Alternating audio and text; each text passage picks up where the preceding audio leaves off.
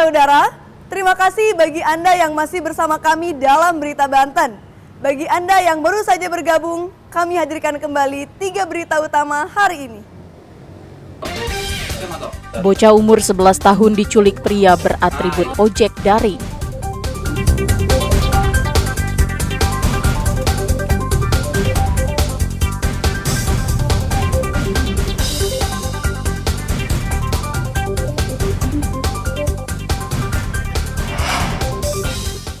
Penyidik Kejaksaan Tinggi Banten masih menyelidiki pengalihan Situ Rancagede menjadi kawasan industri yang merugikan negara triliunan rupiah.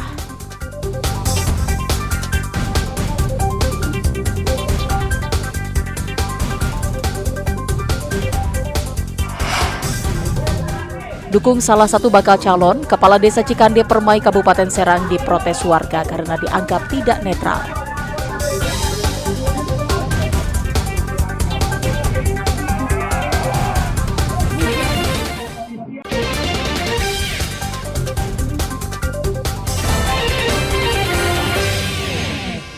Kepanikan warga di Kecamatan Carita terlihat saat merasakan gempa yang terjadi di sekitar perairan Selat Sunda. Warga langsung berlarian ke dataran yang lebih tinggi untuk menghindari terjadinya gelombang tinggi atau tsunami yang bisa saja terjadi usai terjadinya gempa. Tidak hanya barang yang dibawa, mereka hanya berusaha menyelamatkan diri dan keluarga. Sejumlah anak-anak dan orang tua juga tampak digendong untuk menuju lokasi evakuasi. Sejumlah warga juga menabuh kentongan dengan tujuan memberitahu warga yang lain untuk segera mengungsi. Mereka melewati jalur-jalur evakuasi dan berkumpul di tanah lapang yang memang sudah disiapkan sebagai tempat evakuasi jika terjadinya ancaman gelombang tinggi. Kegiatan ini merupakan simulasi yang digelar pihak Badan Nasional Penanggulangan Bencana atau BNPB terkait potensi adanya megatrust yang mengancam berbagai daerah termasuk Banten. Jadi memang ada apa sih yang sampai lari seperti ini? Ada getaran. Terus Kita langsung lari aja gitu. Terus ombak tadi naik belum? Ya udah. Udah naik. Kira-kira berapa meter, Bu? Paling 1 meteran masih di pantai. Selain menggelar simulasi evakuasi mandiri, pihak BNPB juga menggelar apel kesiapsiagaan potensi SAR yang ada di wilayah Banten, seperti BPBD, Basarnas, TNI, Polri, dan potensi SAR lainnya. Megatrust bukan isu, itu informasi. Dan ada, itu sudah ada sejak lama.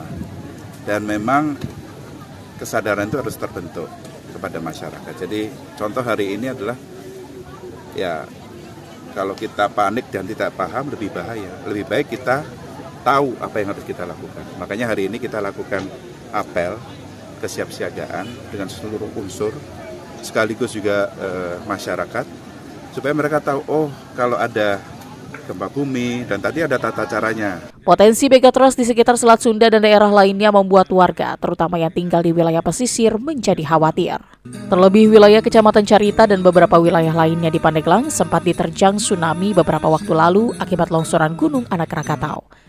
Ariel Maranus dan Andre Sopian melaporkan dari Kabupaten Pandeglang. Sepeda motor yang dikendarai seorang pengendara berboncengan Selasa kemarin mengalami ringsek pada bagian depan motor. Sepeda motor tersebut ringsek setelah menabrak truk yang hendak putar arah di Jalan Raya Serang Pandeglang, daerah Sempu, Kota Serang. Pengendara truk yang membawa LPG hendak memutar balik dari arah Pandeglang menuju Serang. Pengendara motor yang berboncengan melaju dengan kecepatan tinggi sehingga tidak bisa menghindari truk yang hendak memutar balik. Akibatnya motor ringsek dan 2 korban langsung dilarikan ke RS Bayangkara.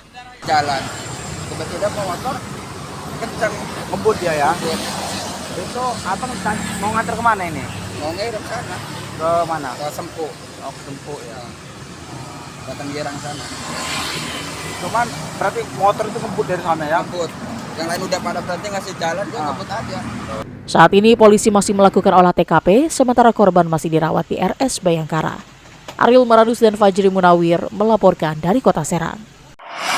Bagi sebagian orang, menjadi karyawan perusahaan merupakan sebuah keinginan karena bisa mendapatkan penghasilan yang jelas setiap bulannya. Namun tidak bagi Gusti, warga kampung Hegarmana, Desa Sukarindah, Kecamatan Warung Gunung, Kabupaten Lebak. Meski sempat bekerja di PT Kereta Komuter Line dan mendapatkan penghasilan tetap, namun Gusti lebih memilih berwirausaha. Berawal dari kegemarannya terhadap keindahan interior rumah, Gusti memutuskan untuk membuka usaha mebel. Hasil karya yang dibuat Gusti ini berbahan dasar plywood HPL dan dikombinasikan melalui teknik modern. Sedangkan beberapa jenis barang yang dihasilkan yakni seperti backdrop TV, lemari baju, meja rias, sofa, kitchen set, dan beberapa jenis barang lainnya. Gusti yang sebelumnya bekerja di PT KAI dan bertugas sebagai messenger service pelayanan di beberapa stasiun di Jakarta, memutuskan untuk berhenti bekerja pada tahun 2020. Berbagai rintangan dan tantangan usaha telah berhasil ia lewati, termasuk di masa sulit saat masa pandemi.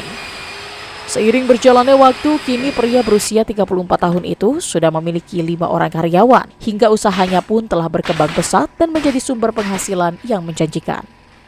Dalam sebulan, Gusti dapat meraup keuntungan hingga jutaan rupiah dari hasil penjualan furniturnya.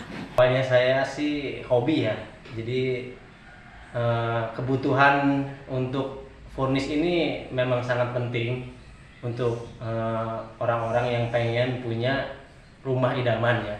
Apalagi interior ini betul-betul membuat rumah itu terasa nyaman. Jadi dengan suasana yang interior yang bagus, menarik, jadi membuat yang punya rumah pun nyaman di rumah sendiri. Dirinya berharap usaha mebel yang ia rintis 4 tahun lalu ini dapat berkembang dan dapat membuka lapangan kerja baru sehingga keberadaan usaha mebel yang dimilikinya dapat bermanfaat untuk warga sekitar. Ariel Maranus dan Sajiwa Pratama melaporkan dari Kabupaten Lebak.